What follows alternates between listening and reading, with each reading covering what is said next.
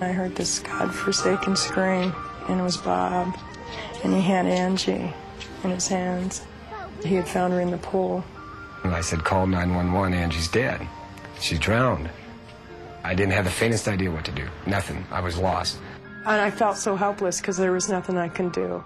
There was nothing Bob was doing what he could do. And I was really scared, real scared. I laid her down on the ground, on her back, and I tried to breathe in her mouth. And water came out her nose and splashed me in the face. Once that water came out, I figured I'd try the breathing again. This time I bent her neck back a little bit, pinched her nose off, and I started breathing.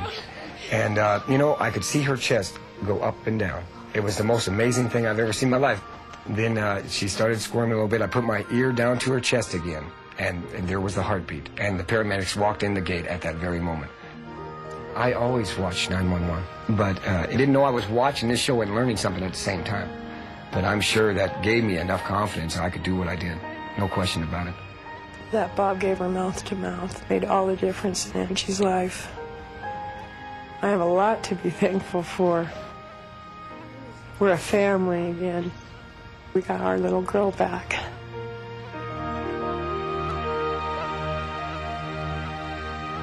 The action taken by people who happen to be at the scene of an emergency can make the critical difference whether or not a victim lives long enough to get to medical care. On the afternoon of September 24th, 1991, 17-year-old Stephen Boland was at his parents' home in Fairfax, South Carolina, when his friend Ricky Grubbs made an unexpected visit that would change their lives forever.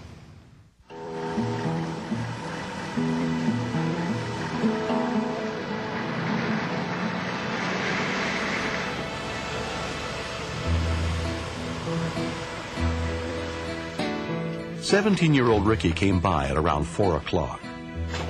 Hey man, what's happening? I was over there at Steve's house just talking to him, and Steve noticed my mom's gun, so he asked to see it. He was just pointing at the ground the first time, and then shot it, and it didn't go off. Then he pulled the hammer back, and then shot it, and it didn't go off again. This thing can't be loaded. Yeah, it is easy, man. I just shot it twice.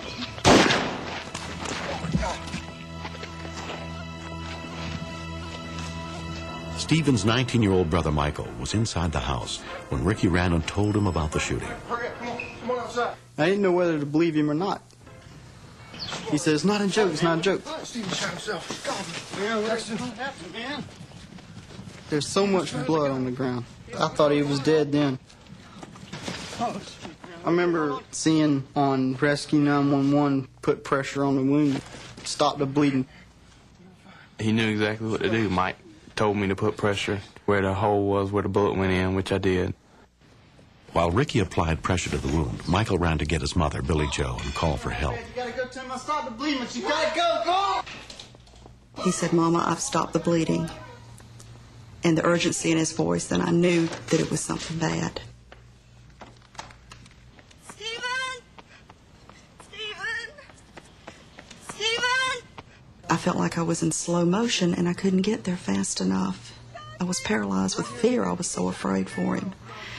And I looked and saw all this blood, and I said, this is my child, and he's going to die. Can you hear me? Just keep breathing. Can you hear me? He's not saying anything. He's not saying anything. Stephen, Breathe, man. is he moving? Breathe. No, he hasn't moved. All I thought of was, I've got to get blood back to his brain. I've got to, somehow. Hold on, man. You're going to be fine. Breathe. Breathe. Ricky had his hand in the spot that Michael told him to put it. And I don't know how much blood he lost, but I knew that it was enough that if we didn't get help, he wasn't going to live. And I started saying, praying to God. I said, God, do something. You can't let this boy die, not my baby. Before the paramedics got there, I was trying to get him to, squeeze my hand or something. I was telling him to hang on, yelling at him to stay. Michael held his arms up and he said, buddy, whatever you do, come on, buddy, don't leave me.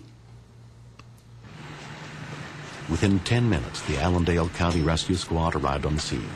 Stephen's condition was critical. He was quickly loaded into the ambulance for transport to the local hospital. All I could think of was my child. He's going to die. And I don't know what to do. I just said, I don't want to lose my baby. I don't want him to go like this. This isn't right. This isn't his time. It's wrong. He shouldn't die before me. You know, nobody should lose their child. The bullet had severed the right internal carotid artery in Stephen's neck and lodged near his spinal cord. He was partially paralyzed and unable to breathe on his own. Stephen's father, William, arrived as his son was being loaded into the helicopter to be taken to the Medical University of South Carolina for emergency surgery. From that point, and the ride from Fairfax to Charleston, I was hopeful, but I was afraid. I didn't think that I was going to see my son alive.